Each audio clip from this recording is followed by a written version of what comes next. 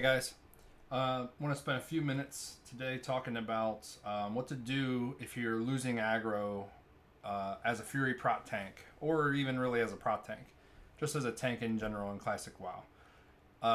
And this is Warrior tank, obviously. I really don't know a ton about Feral or Prot Paladin. And this applies whether you're in a 20 man, you're an MC, whatever tier of rating your guild is in and you are in, these principles will apply. And these are things that I've lived through. You're never going to be able to be perfect in every raid. You're not going to be able to hold aggro perfectly in every raid. Sometimes you're going to have an opener that is, parry, parry, dodge, parry, and a DPS warrior or a rogue or whatever is going to get one shot. And there's really not a lot you can do about those situations. But I'm not going to talk a lot about that. I'm going to try to talk about the things that you do have control over. So, the first thing you want to look at is your spec. So, if you're Prot, I would highly suggest you not be Prot. I have another video that talks about Prot and whether or not it's good. I don't want to use the word viable. People use that word all the time on Reddit and WoW forums and whatnot. Is it viable? Is it not viable? In theory, you can take a Prot Paladin to raids, and you can be successful with a Prot Paladin. It depends on what your definition of success is. If you want to have a 10-minute fight where all the rogues and the DPS warriors are doing 200 DPS, more power to you. My opinion, that's not a successful raid. I don't want to be in ZG for 5 hours or in Nax for 10 hours with a Prot Paladin tanking and drinking every pool. Is it possible? Sure, it's possible. Almost anything in this game is possible. There's an old school video, I don't know if it even exists anymore, of original vanilla WoW of 40 Shadow Priests. I'm pretty sure it's 40 Shadow Priests, but it's 40 priests killing Onyxia. They were DPS, they were heals, and they were tank. They filled every role. I don't remember how long the kill was. I don't remember how long the video was. I don't remember what the consumables were. There's a guy that I'm pretty decent friends with in game who is trying to organize an all druid BWL. So that'd be balanced druids for ranged and ferals and for melee and for tanking and resto for healing. It's possible, but do you want to? If you're Prot in the beginning of the game, like meaning Molten Core, ZG, AQ20, and you're in a guild that's just kind of getting their foot in the door, and none of your DPS are geared, and they're all doing 300, 400 DPS, whatever. If your DPS are not throttling back and they're not saying to you, hey man, we've got to, I'm just auto-attacking halfway through the fight because I'm afraid I'm going to pull aggro. If that's not happening, then that's fine, be Prot. But in later tiers, Prot is not going to cut it. I have seen logs, and yes, there are logs out there of Prot warriors in Nax. But if you go and look at the fights that they're tanking, their warriors and their rogues and their mages are all parsing green or worse. Meaning they are not pumping DPS. They're doing, instead of doing, a sub 1 minute Maxna, they're doing a 3.5 minute Maxna. Or, they're going through multiple phases of wraps on Maxna. They're on a Nubricon, they're not killing him before he does his Locust Swarm. And that's because of the tank. It's, the DPS, it's usually pretty rare for every DPS in that raid to be that bad. So there are bad players out there, and I'm not trying to disparage anybody particularly, but every guild, almost every guild, unless you're at the very top echelons, have bad players that have suboptimal rotation, suboptimal gear. And then those raids, sure, the tank maybe could get by being Prot, but it's not something you want to do. So I'm not going to talk about Prot a ton as far as what spec you need to be. If you're struggling with threat as Prot, believe me, it's because of your spec. So this is this is the Fury Prot spec that I currently have. There's a couple you can take points out of anticipation. You can put them in toughness. There's a few things you can change here. You can put a few points in heroic strike, but the Fury tree. This is generally how Fury Prot specs. You need to have Defiance as Fury Prot until you are at the very late stages of endgame and you have Nax weapons, and Thunder Fury or whatever, Gressel and THC. You cannot take any points out of Defiance, and I still would not. It's still not advised to take points out of Defiance. This doesn't look like a lot, but this is accounts for a decent amount of threat. So to compare, there's tanks out there that argue over enchanting 15 agility on their gloves over 2% threat. So, this is like having that enchant 7 times. 15% threat. 7 times 2 is 14. So you have that enchant 7 times on your gloves. This makes a difference. You can tell a big difference when you don't have this. Like if you're a Fury Arms warrior, your DPS warrior, and then your tank loses buffs and they ask you to tank, you're going to notice not having Defiance. Everything else, you need to have... So I used to take 1 point out of dual wield spec and put it into improved heroic strike. So the spec that I used to do was more something like this. Hang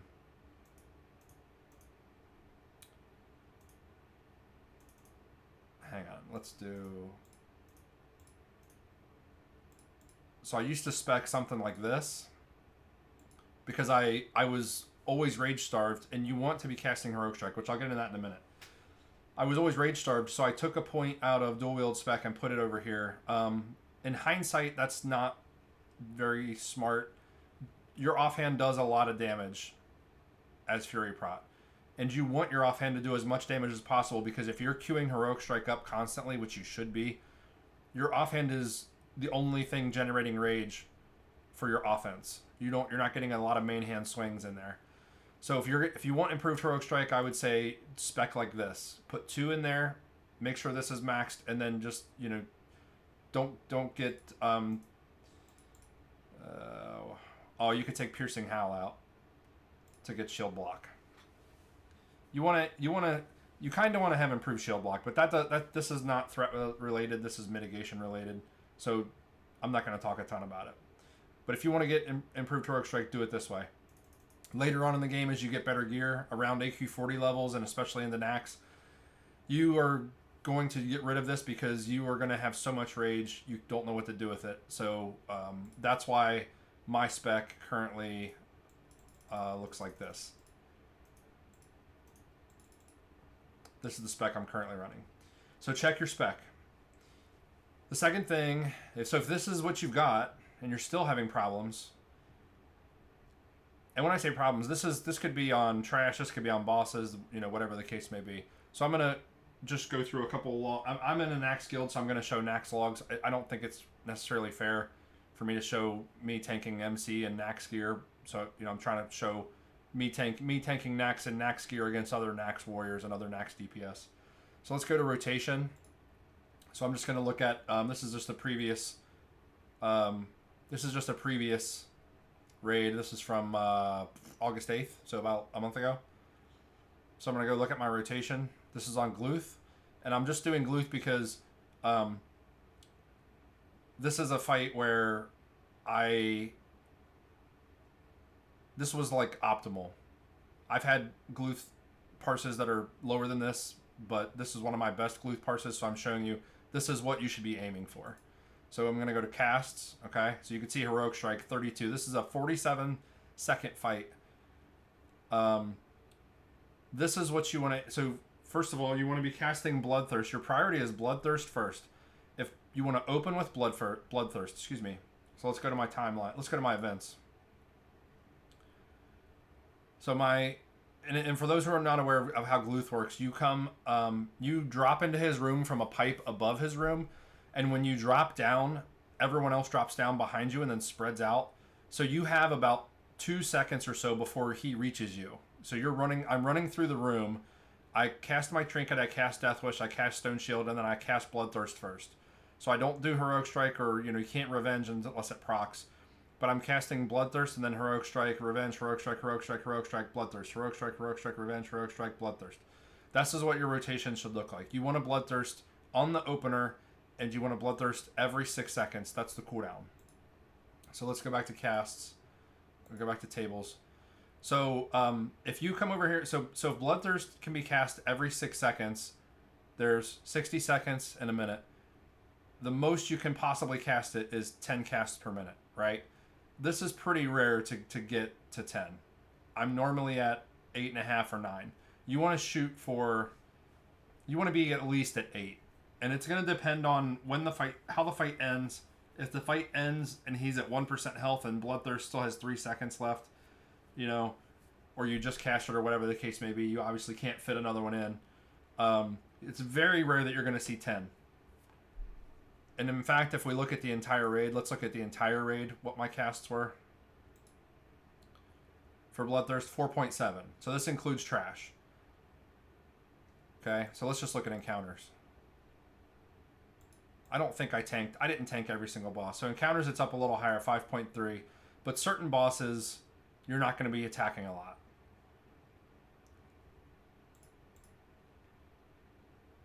Like Grobulus, I'm not casting Bloodthirst a ton because I'm waiting on what do you call it? Slimes. On Resuvius, I'm not bloodthirsting hardly at all. I'm shield blocking because I'm tanking one of the ads. Gothic, that kind of screws with your numbers because you're waiting on ads for a long time.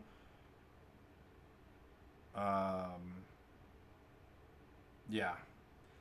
So you don't want to just look at the overall. Make sure you're looking at, you know, individual fights. So again, this is very difficult. I didn't even realize that it was a 10. I thought it was going to be at like 9.1 or something. So Bloodthirst, you want to revenge every time it's up. You can't really control revenge because it only happens after a block, dodge, or parry, I believe it is, or just block and dodge. When you're Fury Prot, you're not going to be blocking a ton. But whenever revenge comes up, you want to cast it. And the way that I make sure that I cast it is I actually macro Revenge and Heroic Strike together. So while Revenge is on cooldown or when it's not procced, I'm hitting a button for Heroic Strike because as you can see, I'm Heroic Striking a ton. That has Revenge macroed into it because these two abilities can go off together because Heroic Strike is essentially off the global cooldown because it's on next swing. So you can Heroic Strike and Bloodthirst at the same time. You can Heroic Strike and Revenge at the same time. You can Heroic Strike and Demo Shout and Battle Shout at the same time. Because Heroic Strike is essentially off the global cooldown. So it's Bloodthirst priority 1. Revenge is priority 2. Because Revenge is only 5 rage. And it's a lot of threat. It's like 350 bonus threat plus the damage. And then you want to be Heroic Striking as often as you can. If you're running low on rage, let's say your Bloodthirst has 2 seconds left on cooldown.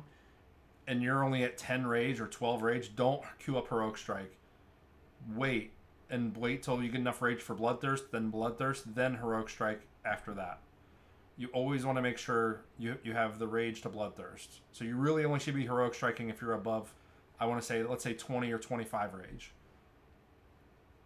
Demo Shout and Battle Shout, these are fillers. Demo Shout really doesn't do a ton of threat, but you do want to keep it up on all bosses. I have improved Demo Shout, so I cast it a ton. In fact, if you go and look at my casts for the whole raid, I'm usually the #1 caster of Demo Shout. Ah, crap. That's not what I meant to do. Sorry. So let's go everybody and then abilities, Demo Shout. Yeah, so I cast it 104 times. I cast it a lot. And even then, it's only 1.9 casts per minute. So that looks like a lot, but it's, you know, over the course of the raid, it's not a ton. But I keep it up on all the bosses. So make sure it's always up, especially on bosses like Patchwork or Thaddeus. You really want to reduce their how much they're hitting your tanks for. And if you're one of the tanks, obviously. Battle Shout. This is a filler. So you see, I don't have Sunder Armor in here. As a Fury Prot tank, Sunder Armor does the same threat as Battle Shout at right around 3. So Battle Shout does threat based on how many things or how many people, and I say things because pets count. So if you have a hunter in your group with a pet and the pet is in melee range, the pet counts as a target. Um, Sunder Armor does the same threat as Battle Shout when there's 3 targets in range. So if there's 4 or more, Battle Shout's more threat. And also, so I Sunder Armor only when I'm refreshing it. If another warrior is not refreshing it for me. Another issue, which is, this is the issue we have. So if we look at casts, and look at expose armor. So we have improved expose armor up on the boss. So we probably got Sunders up right away, and then Grifting cast expose armor, and then he refreshed it, and then we rode it to the end of the fight. If you have expose armor on the boss, if you have a rogue, and an improved expose armor is better than Sunder. It's more armor reduction. If you have a rogue in your guild who's willing, and it's kind of min-maxing. So you don't really need to do that in Molten Core. You don't really need to do that in BWL. It starts helping you out. It helps you out in every raid. But in Nax, we use improved expose armor every raid on every fight. So you cannot Sunder. So I'm used to just casting Battle Shout. And I have Heroic Strike macroed into Battle Shout. So when I Bloodthirst and then Revenge, I'm spamming Battle Shout, which is also then spamming Heroic Strike. And then Slayer's Crest, I don't have Kiss the Spider yet, so Slayer's Crest, Death Wish, and then Stone Shield and Last Stand. So these are the main abilities, these top ones here. And again, Demo Shout, the threat is not great on it. You only need to cast it as a main tank if no one else is going to put it up for you. But you need to make sure it stays up. You want to preserve your own life, and Demo Shout reduces your incoming damage by quite a bit, excuse me. So if you're bloodthirsting and your cast per minute is at 2 or 3, that's part of your problem. You need to get your bloodthirst casts up. So you want to trade off some heroic strikes for more bloodthirsts if you're having rage problems. Now the other thing is, if you're having rage problems, it could be your weapons. So if you're in Molten Core and you're rocking, Thrash Blade and some other offhand, you're probably not going to generate a ton of rage. Because you generate rage based on damage dealt, but also damage coming in. So sometimes the damage coming in can be spiky. You could dodge 3 times in a row and generate 0 rage. If that happens on an opener, you're going to have a hard time. So one of the things you need to be able to do as a Fury Prot tank is carry rage over and manage your rage. So what I mean by that is, like Gluth, for example. And again, I don't want to pull up Molten Core because we burn through Molten Core in like 45 minutes. So we don't really stop at all. But you want to be able to... What we do as a strategy, as a guild, is we pay attention to rage for the whole raid. The whole raid does. So in Molten Core, for example, before... the first boss you go to is, I think it's Lucifron, right?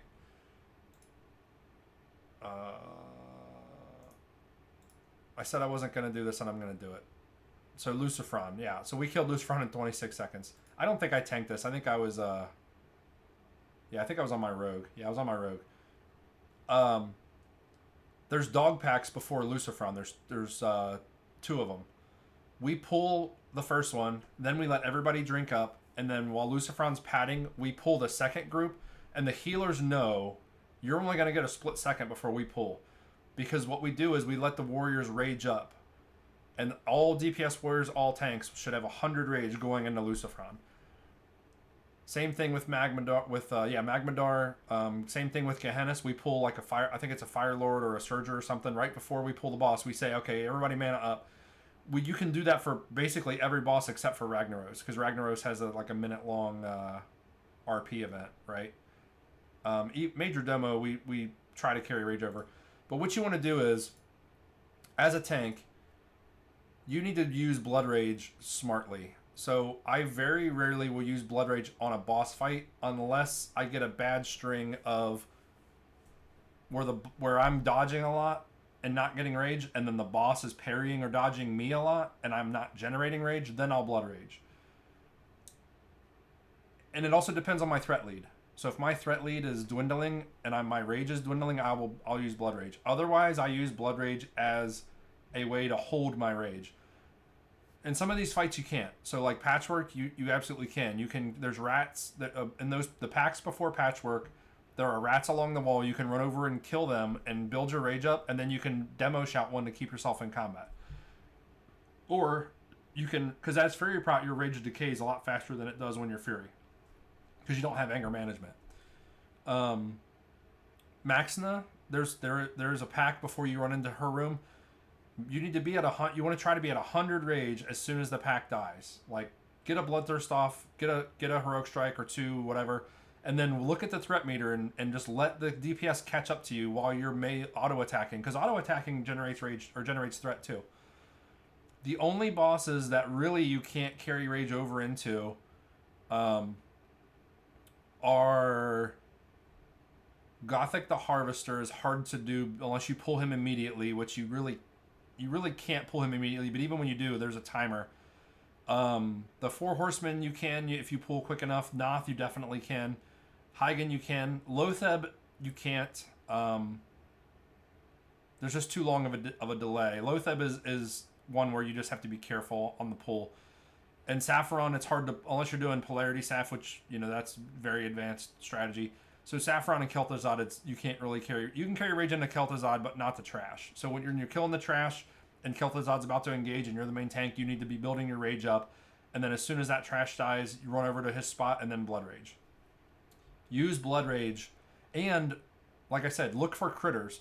If there's only one critter around and you're at 20 rage, rather than run over and kill it and maybe only generate in 5 or 10 rage if you don't crit, just demo shout it and it'll get in combat with you. And then while it's running around, in combat with you, blood rage if you have it. If you don't, wait until that rat is about to get out of combat. Like if everybody's sitting down and drinking, I'm always looking for critters. Not every raid has them. It can be a pain in the butt, but you need to try to manage your rage so you can have that opening rotation. Now,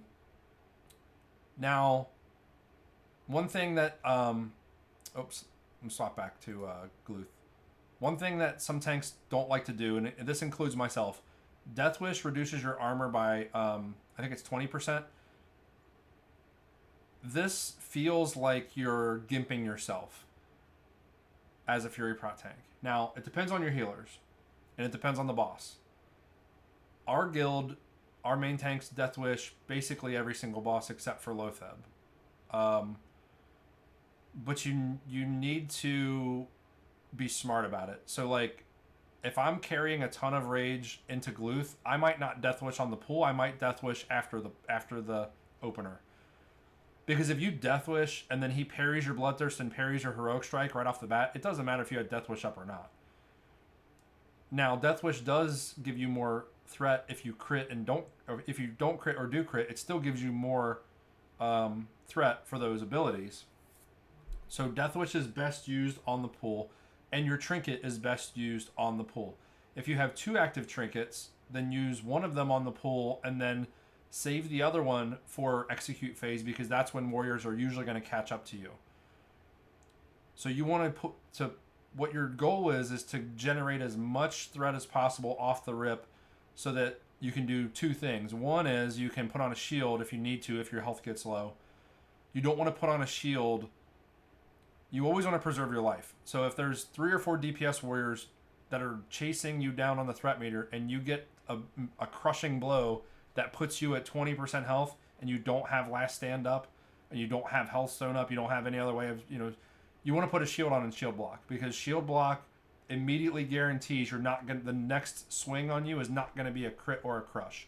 If you eat 2 crushes back to back, a lot of times you're going to die, because a lot of times you're not at 100% health when that happens. If you get chunked down, I have a weak aura that alerts me if I get below 45% health. When that goes off, I almost always am going to shield block and put my shield on. And I don't really care what the threat meter says. If a warrior pulls off me in that instance, so be it. But I'd rather that happen than me die. If I die, that warrior's getting killed regardless. But the warriors, trust your warriors to be smart enough. And I'm saying warriors, it really doesn't matter. Whoever's second on threat. It could be mages in your guild. It could be rogues. Usually on right behind me on threat is the warrior. And the reason for that is usually because of heroic strike. Because heroic strike does extra threat. So even if rogues are doing more DPS, they're usually doing less threat than a comparable Fury Warrior. Also, Execute does a ton of threat. It does more threat than just regular attacks. So you build your threat lead so you have a cushion, so you can put on a shield and shield block if you need to. Also, so that you can focus on other things like positioning. You don't want to just be staring at the threat meter the entire fight. You're going to make mistakes if you do that. You need to be able to have a threat lead and keep an eye on it. I'd like to treat it like my rear view mirror in my car, or my side view mirror in my car. You know, you want to check them every once in a while, but you're not staring at it. You need to be paying attention at what's going on in front of you, what's going on underneath your feet, what everybody else is doing, where they're at, what you need to look at your health bar and see if you have heals coming in or not. You need to have an incoming heal indicator to let you know, because if I get chunked down and my weak aura goes off and I'm at 45% or 40% health, if I see a big fatty heal coming in, I'm probably going to put on a shield and shield block and then immediately take it back off, because I know I'm going to get healed up in the next second. If I take a big chunk and then I look at my health bar and there's no incoming heal, I might last stand instead of putting shield wall on, or excuse me, instead of putting a shield on. Okay, so that's the rotation. Another thing might be your gear. So we touched on this lightly. If you're in Molten Core, or you're in AQ20, or you're in BW, or wherever you're at, and let's say your guild, you guys are starting BWL, but you only have like 30 raiders that are reliable, but you want to go to BWL anyway, so you pug 10 slots. So you got 10 pugs coming. If a few of those dudes are just bored, or they don't have a DFT, or they don't, if they need something from BWL and they're Nax geared, you're probably gonna have a rough time. If there's a large gear disparity, like if there's a rogue, and rogues are easier because rogues have vanish, rogues have faint. Warriors really don't have a way to reduce their threat. So let's say if there's a Fury Warrior and he's got Gressel and THC and a lot of end game gear, and you're basically in, you've got Brutality Blade and Mira's Song and some tier 1 pieces and some other threat pieces, and you're gonna have you probably need to be like, hey man, give me a break. Like, that warrior probably is smart enough to do that on his own, but you probably want to like message him and say, hey man, I'm the main tank, I'm gonna do my best, but just give me a shot. Don't just rip threat off me 5 seconds into the fight. 9 times out of 10 or 99 times out of 100, that warrior, most warriors I will say that I have encountered who are end game warriors who raid Nax, they're not stupid. They know that they need to watch their threat, and sometimes they do get Zug brain and they laser focus and they tunnel vision, because it's all muscle memory, right? Like, they're just used to pressing Bloodthirster then smashing Heroic Strike, just like a tank is. Sometimes they just need a reminder, like, hey man, you're crushing DPS, which means you're crushing threat. Just take it easy on me. Give me a half a second or 2 seconds or whatever. They're probably gonna be like, yeah man, I'll watch myself or whatever. World buffs is another thing. Even if you have the same level of gear as the DPS in your raid, like let's say you're in BWL and you've got Maladath and CTS, but also your DPS warriors have CTS and whatever, and they have world buff. They decided to go get Rend and DMT, and you just got Dragon Slayer and ZG buff. They're probably gonna pull off of you. You need to and you need to always, even if you lose your world buffs, you need to be consumed. In my opinion, you need to have. Let's actually look at my buffs. So this was a DMF week, so that's another reason this was a good parse. You need to have... Where's my consumables? I don't see them. Sometimes these logs don't show things unless they are refreshed. So I don't see Mongoose. I don't see... Oh, this is not what I wanted. Hold on. So let's just do the whole raid. Buffs. No. I was like, what's going on with this? Unstable power. So Winterfall Firewater. This only lasts for like 10 minutes or 20 minutes. I think it's 10 minutes. So use this just before. I don't really use this on trash. I use it before bosses. I only used it 4 times this raid, as you can tell. You want to use stone shields, which these are mitigation. So for this discussion, why don't I see Mongoose in here?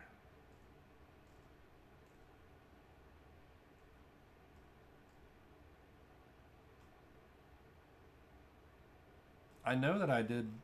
Is it because it's under casts? So buffs, let's say all abilities. What is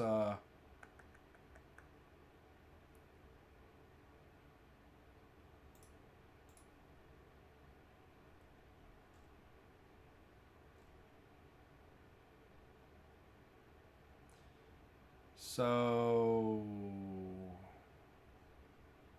bro. I don't know why it's not showing it. This is funny. Kind of. So you want to have Mongoose. You want to have weapon stones. Sharpen weapon, critical, and sharpen. This is dense sharpening stone, and this is elemental sharpening stone. Usually you want to have both weapons with sharpen weapon. This can get expensive though, so it depends on it depends on your situation and your guild. If you're going to do dense, then put dense on your main hand and do sharpen weapon on critical on your offhand. You want to do Mongoose. You want to do Winterfall Firewater, sparingly, just like before the bosses. See, this only says 2. I don't know what's going on with this log. You want to do either Giants, Elixir of Giants, or you want to do Juju Might, the strength one. You want to be consumed up and get Roids, and probably get Scorpok for when Roids falls off. So Roids is 25 strength and Scorpok is 25 agility, but you can't have them at the same time. But then back to buffs. If one of our main tanks loses buffs, like I don't think I died in this raid. Yeah, I did not die in this raid. If I'm slated to be the main tank on, half of these bosses, and I die on Grand Widow, Fairlane, and lose my buffs, I will get swapped out. Like, I will stay in the raid, but another tank will move up into my spot, and then I will go back to their spot. So if we have, like most raids are going to have Skull, X, Star, Moon, whatever your marks are. If I'm the Skull tank and lose my buffs, then the X tank moves up into Skull, and then I go down to like Star, and then the Moon moves up to X, like so on. It's like a train basically, because you just cannot hold threat against the DPS warriors who have world buffs if you do not have them. You need to make sure you're getting world buffs as a Fury Prot tank, as many of them as you can. Rend is a little hard to get; the rest are not. So again, cooldowns, I did not tank Maxina, so let's swap off Maxina. Cooldowns, you want to be blowing Death Wish and the Trinket. If you go to timelines. Not damage done, casts. I blew Death Wish. I blew my Trinket and Death Wish right off the bat, right before I even cast Bloodthirst. So usually you want to Death Wish as you're going in. It's ideal, and that's also why I cast Last Stand. So if we look at resources, I don't think he chunked me down. I think I blew that as a precaution. Look at tables. Yeah, so he never really chunked me down. I mean, I got down to 40% here. Oh, that's where I blew Last Stand. So you see here I have Last Stand, but here I do not. So I blew Last Stand right here. I only got a 700 heal. Luckily, he missed me with this melee. Either I dodged it, he missed, or I parried because it's 0 damage. So I went in on the pool, and that's another thing. If you're gonna Death Wish on the pool, you need to be ready to use a cooldown. You really don't want to put a shield on in the pool if you can avoid it. Either blow a health stone or blow last stand or both together. Or if you have life giving gem, use life giving gem. But then you can see like he got me down to 65 here. He never really got me down. He got me down to 54% here because he back-to-back melees in the same second. Thanks, Blizz. How is that even possible? So yeah. So these are all the things that you want to look at. You want to look at your spec, look at your rotation, check for gear disparity, check for your cooldowns, trinkets, and death wishing on the pool. Check your consumes, check for your world buffs, make sure you've got all that stuff, and other people's DPS gear. If they're on a 2 tiers, if they're in Nax or AQ40 gear and you're in MC gear or pre-raid gear, you're gonna have a rough time with that. But that's another thing you need to check is what gear are you wearing? So I have other videos that talk about the gear you should have, the gear you should be looking for at different tiers of rating. So pre-raid, pre-BWL, and then pre-Nax. I have 3 separate videos out for that. Now, I do see logs of warriors wearing full tier 1 as Fury Prot and then dual wielding. That's not. If that dude is having trouble with threat, the first thing I'm going to say to him is, let me see your logs. Second thing I'm going to say is, what other gear do you have? Because all tier 1 gear is not. Those are not threat pieces. So as a Fury Prot tank, you kind of want to organize your gear into 3 separate categories. You're going to have threat, you're going to have balanced, and then you're going to have mitigation. So, like, let's look at... let's just take a screenshot real quick of this. So this is my current threat set. The only thing I don't have yet is Kiss of the Spider. One day soon it's going to drop. I think Max has dropped 1 Kiss of the Spider in 7 months for us. I'm pretty sure I'm next on the list or second on the list. So, but I'm screen capping this for my stats, right? Now let's look at my 4-piece set, and basically everything here. This is all. Oh, I don't have Storm Rages either. I have Sadist Collar, which is close. I mean, it's 1 less crit and it's a little less attack power, but it's very close. But if you look, like, there's no defense, 4 defense, no defense, like, this is basically all DPS gear. So this is my max. This is essentially my max threat set. And if you look at my defense rating is 312. And that includes having anticipation. So I'm getting 8 defense from my talents. So really, I should be at 304. I'm almost at... I only have defense on my shoulders. That's it. This set of gear, you're not going to use this on Patchwork. I mean, you could, but you're probably going to get squashed like a bug. Because part of being Fury Prot is balancing your mitigation, your avoidance, and your health versus your threat. There's not gonna be a set of gear where you have monster threat and you're a monster from the standpoint of hit points, armor, and avoidance. You're always gonna trade off. So let's look at what I consider to be my balanced set of gear, which is my 4-piece. 4-piece tier 3. Okay.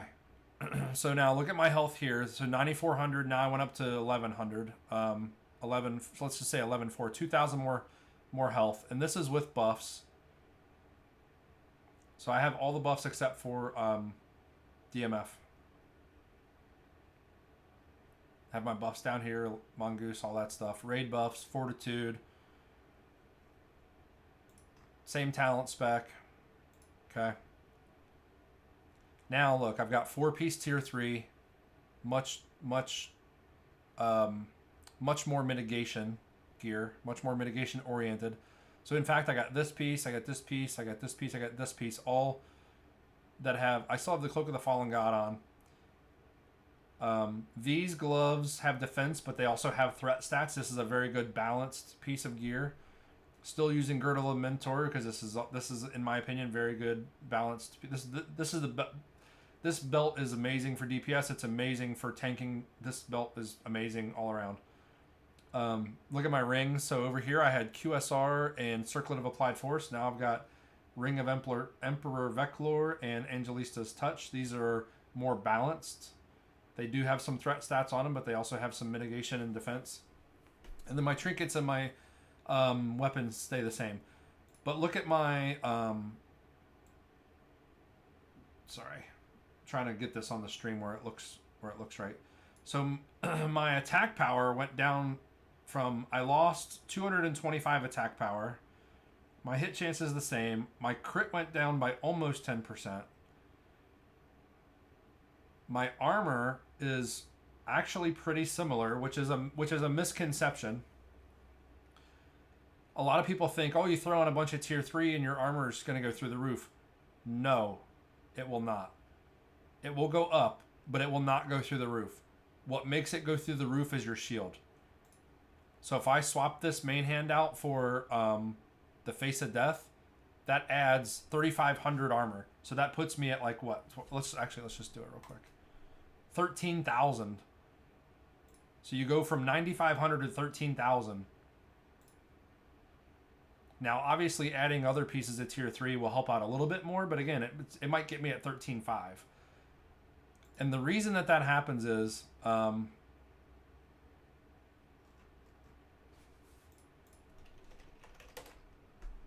on, let me get this back on. The reason that happens is because of agility. So agility gives you armor, and a lot of these threat pieces of gear have lots of agility on them. And I have agility on my weapon, and I've got agility on my gloves, which I've got agility on gloves here too.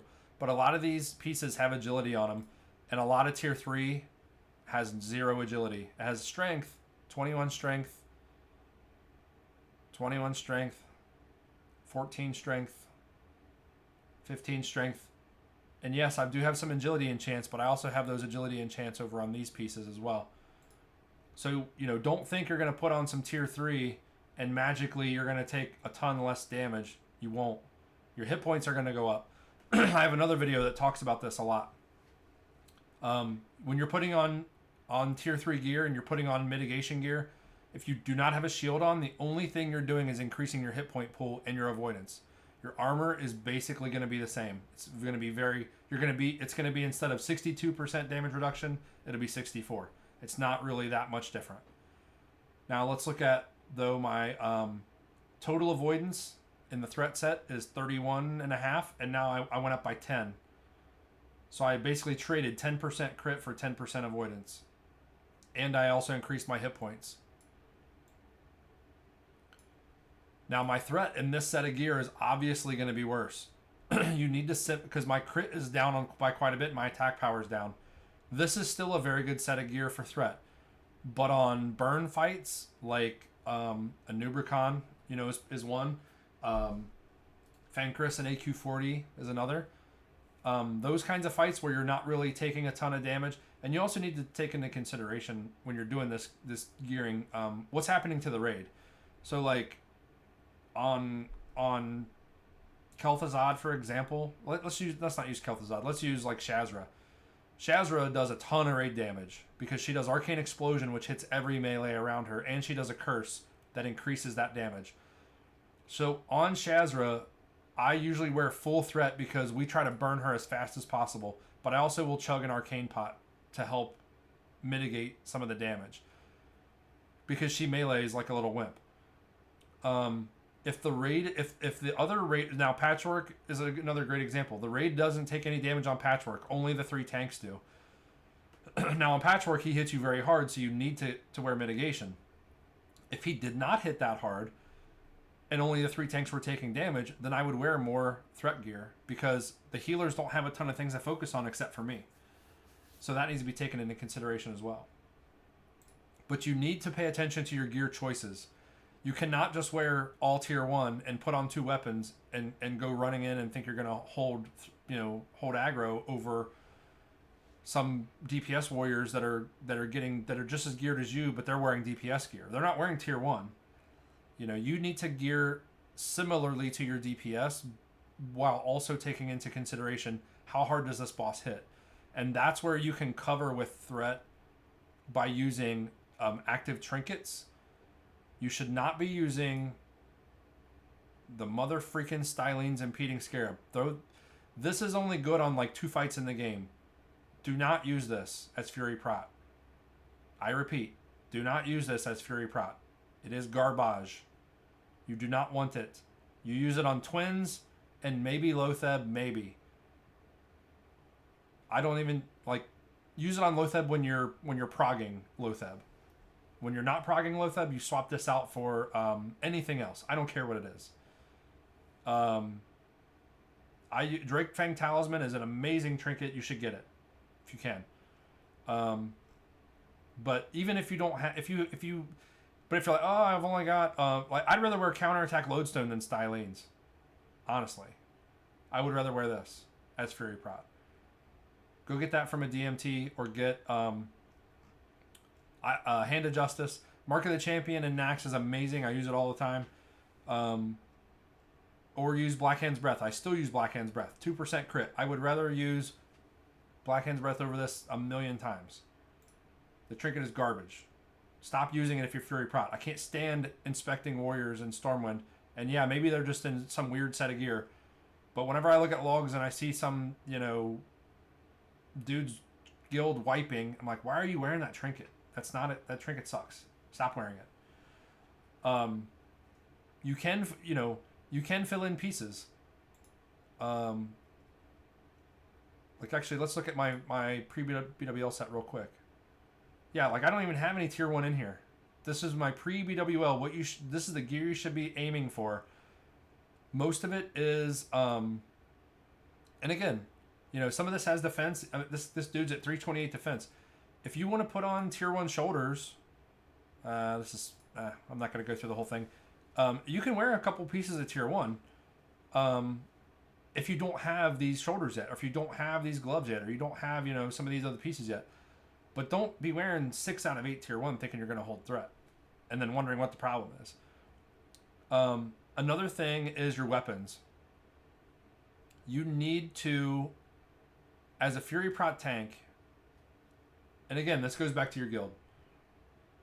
If your guild is like, nope, we're SR, everything is SR, which is soft reserve, you're going to have a rough time because you're basically going to want to SR everything the DPS warriors are SRing, because no DPS warrior cares about tier 1 helm. You don't need to SR that. It's probably not even on the list. It's probably at the bottom of the list. Yeah, it's going to be right there. No DPS warrior is going to SR Helm of Might in that guild scenario because they don't. This is not good for DPS. So you're going to be SRing the same stuff that they are. Like you're going to SR Nixia's head. You're going to SR Brutality Blade. You're going to SR Bracers or Brutality. And you're just going to be getting, you're basically going to be getting your mitigation gears off spec. Because essentially it is off spec. You're going to be wearing stuff like this for 80 or 90% of the raid. Okay. I'm going to try to wrap it up here. So just to recap, check your spec, check your rotation, make sure you're casting the right abilities at the right frequencies. If you're human, make sure you're at 6% hit. I almost skipped over this.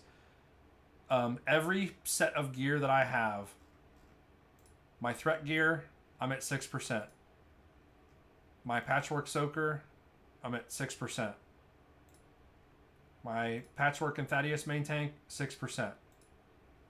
My mitigation, 7%. It's okay to go over by a little bit, but you want to be as close to you don't want to be at 4 or 5. You have to be at cap. That's another thing that I've argued with people before. Oh well, I've got a 98% chance to hit.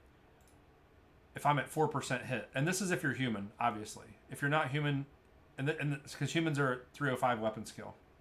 If you're not human, go back and reroll human if you want to be a main tank. I mean, you need to get steadfast or you need to get THC or you're gonna be having a little more difficult time. Obviously, Horde's different, but here's the thing: if you're at 4% hit, yes, you only have a 2% chance of miss. But I'm telling you, in that window of that boss fight, you already have a 14% chance baseline. RNG could screw you, and it could end up being higher. 14% chance for the boss to parry every single time you swing. You have a 40% chance. And let's just talk about white or yellow swings. So let's take glancing blows off the table. 5% dodge, 14% parry, and 5% block, I think it is. Which block doesn't matter because your damage is still getting through. Why do you want to add another 2%? If there was a stat that let you remove parry, like let's just say that weapon skill removed. Well, let's not say weapon skill. Let's just say there was some stat like expertise is what it was in TBC that lets you remove parry. I guarantee you would go after it to remove parry. Like you're basically adding in more chance for the dodge to parry you because an ability that misses does 0 threat, 0 damage, just like if he parries you. You need to be at the hit cap all of the time, 100% of the time. As a pre-raid tank, I know that's difficult. This is one reason why DFT and Band of Ikuria are so good for Fury Prot. Because early on, at those raid tiers, DFT is harder to get than Band of Ikuria, but you need hit. You need to at least be at 6% minimum. And if you're gearing up, like I stay at 6% because I put out a lot of damage and I don't need to have, and I've got a whole video that talks about this too, about Heroic Strike Bug and all that.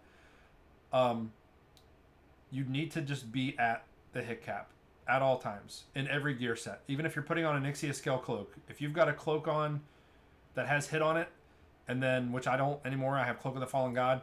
But if you're using Drape of Unyielding Strength tank, that's fine. It's a very good cloak. And then you go to tank in BWL and you're putting on an Ixia Scale cloak. In my opinion, you need to go make up that hit somewhere else. Swap out another piece of gear to make up that hit. You don't want to have a miss at a very unopportune time. Your cooldowns, using your trinkets, set up weak auras to remind you to use your trinkets, or macro them into Bloodthirst if you have to. And then using Death Wish on the pool. And if you're still having issues after all of these things, then it's got to be gear disparity. That the DPS are out gearing you. You're getting unlucky. You can go back and look through logs. I've got a whole video that shows you how to analyze logs and look at your openers. Look and see what happened. Look at damage done. Go to events. You can see, shoot bow, Bloodthirst, Thunder Fury. You can see when there's dodges. If you have dodge, parry right here at the top, that there's nothing you can do. That's a bad time for DPS. I'm sorry, but that's sometimes what happens. But you can look and see, hey, I didn't crit. I got unlucky and just didn't, even though I had 40% or whatever your crit rate was, I didn't crit until, here. Anything with an asterisk is a crit. So crit. Like, I really did not crit that much on this opener, to be honest. All right. Well, if anyone has any questions, put them in the comments, and I'll see you guys in the next video.